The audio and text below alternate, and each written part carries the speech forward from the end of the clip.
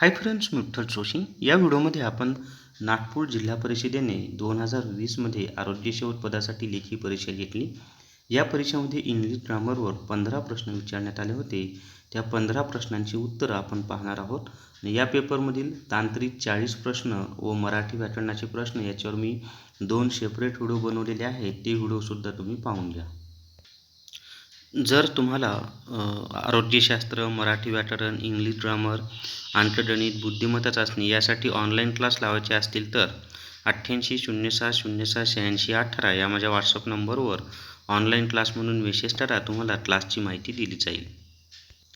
पहिला प्रश्न आहे, चूज द करेक्ट आर्टिकल. आपल्याला आर्टिकलचा वापर करायचा आहे आणि वाक्य दिलेलं आहे, शी इज रिकामी जागा अनटायडी गर्ल. इथं UTD नाही, अनटायडी आहे. तर या ठिकाणी सी इज ॲन अनटायडी गर्ल असं ते उत्तर येणार आहे. बी हे त्याचं उत्तर आहे, ॲन. कारण AEIOU यांच्या अगोदर आपण ॲन वापरतो. त्याच्यानंतर चूज द करेक्ट आर्टिकल. परत आपल्याला आर्टिकलचा वापर करायचा आहे. Dash dash virtue has its own reward. तर या ठिकाणी नो आर्टिकल येतं, कारण या व्हर्च्यूच्या अगोदर आपण आर्टिकल वापरत नाही. त्याच्यानंतरचं आहे, choose the correct alternative. James as well as John रिकामी जागा प्रेज. आता या ठिकाणी पहा, सी हे त्याचं उत्तर येतं, डिझर्व हे त्याचं उत्तर आहे. आणि त्याचं कारण सांगतो मी तुम्हाला, की दोन नामं जर ॲज वेल ॲजनं जोडलेले असतील तर हे जे पहिलं नाम असतं, म्हणजे ॲज वेल ॲजच्या अगोदर आलेलं जे पहिलं नाम असतं त्यानुसार आपल्याला करता घ्यावा लागतो. मग इथं जेम्स एकवचन म्हणजे तृतीय पुरुषी एकवचनी आहे, म्हणून क्रियापदाला ES प्रत्यय लावलेला आहे. तर सी हे त्याचं उत्तर आहे. जेम्स ॲज वेल ॲज जॉन डिझर्व प्रेज हे ते उत्तर येणार आहे.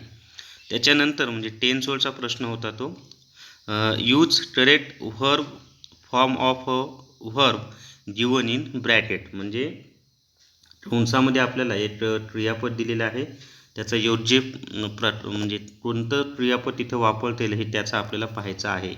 आय ऑलवेज कंसामध्ये obey my father when I was a child.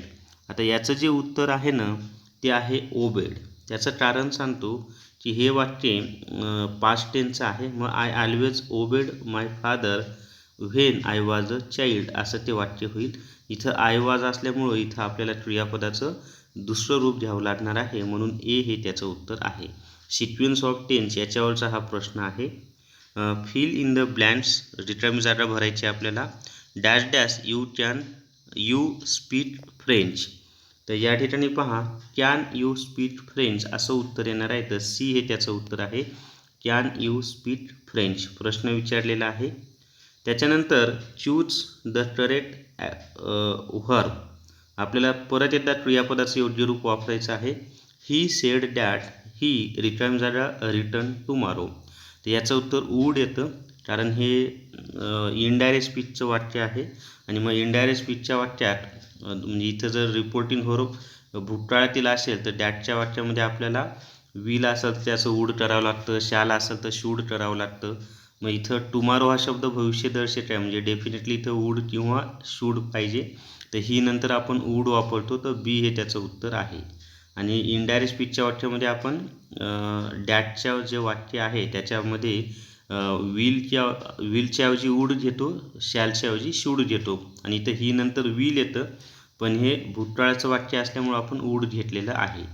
ठीक आहे. बऱ्याच जणांना इथं कन्फ्युजन होतं. त्याच्यानंतरचा प्रश्न आहे, choose the correct question tag. आणि प्रश्न आहे, we have received all the assignments. आता या ठिकाणी पहा, हे जे दिलेलं वाक्य होकारार्थी आहे. मग दिलेलं वाक्य होकारार्थी असेल तर क्वेश्चन टॅग आपण नकारार्थी करतो. आणि मग ह्यावचं होणार आहे ह्यावंट, आणि त्याच्यानंतर उई आणि प्रश्नचिन्ह. तर ह्यावंट उई हे ते उत्तर येणार आहे. सी हे त्याचं उत्तर आहे, ह्यावंट उई. त्याच्यानंतर choose the correct preposition to fill in the blank. म्हणजे रिकामी जागा भरण्यासाठी योग्य प्रिपोजिशनचा वापर आपल्याला करायचा आहे. आणि वाक्य आहे, ही इज बीइन ॲक्युज्ड रिकामी जागा थेफ्ट. तर या ठिकाणी ही इज बीइन ॲक्युज्ड ऑफ थेफ्ट, ए त्याचं उत्तर आहे. म्हणजे त्याच्यावर चोरीचा आरोप आहे असं त्याचा अर्थ घेता येईल आपल्याला. Fill in the blank with the correct preposition. परत प्रिपोजिशनचा वापर करायचा आहे आणि वाक्य आहे ही वॉज अँग्री रिकामी जागा मी.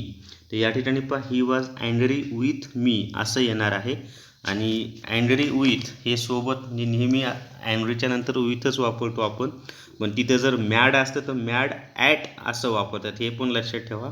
मॅड याच्यानंतर ॲट वापरतात आणि अँग्रीच्या नंतर विथ वापरतात.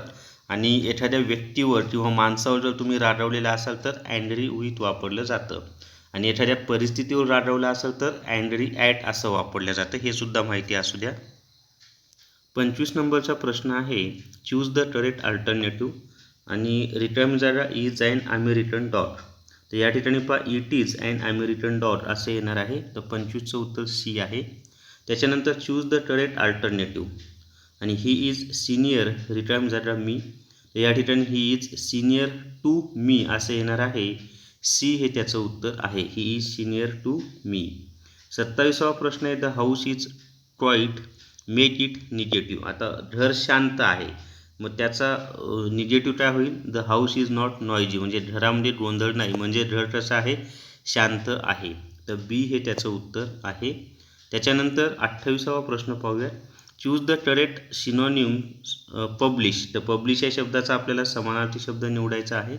तर पब्लिश या शब्दाचा समानार्थी शब्द प्रोमुलगेट असा आहे. म्हणजे पब्लिश म्हणजे सर्वांना माहिती आहे. त्याच्या पुढे 29वा प्रश्न आहे choose the correct antonym of scarce. तर स्केअर्सला विरुद्धार्थी शब्द सांगायचा आहे. तर स्केअर्स म्हणजे कमी असणे, तर त्याचा विरुद्धार्थी शब्द आहे अबंडंट. अबंडंट म्हणजे पुष्कळ, स्केअर्स म्हणजे कमी असणे. त्याच्यानंतर 30वा प्रश्न आहे choose the correct antonym of deprived. तर डिप्रूव्हचा विरुद्धार्थी शब्द आपल्याला सांगायचा, तर त्याचा विरुद्धार्थी शब्द आहे फेच. 30 नंबरचं त्याचं उत्तर आहे. तर या व्हिडिओमध्ये आपण इंग्लिश ग्रामरचे 15 प्रश्न पाहिलेले आहेत. आता याच्या आधीचे मराठीचे आणि जे तांत्रिक 40 प्रश्न आहेत ते व्हिडिओसुद्धा तुम्ही पाहून घ्या. याच्यानंतर गणित बुद्धिमत्ता आणि जी केचे असे 2 व्हिडिओ याचे असतील.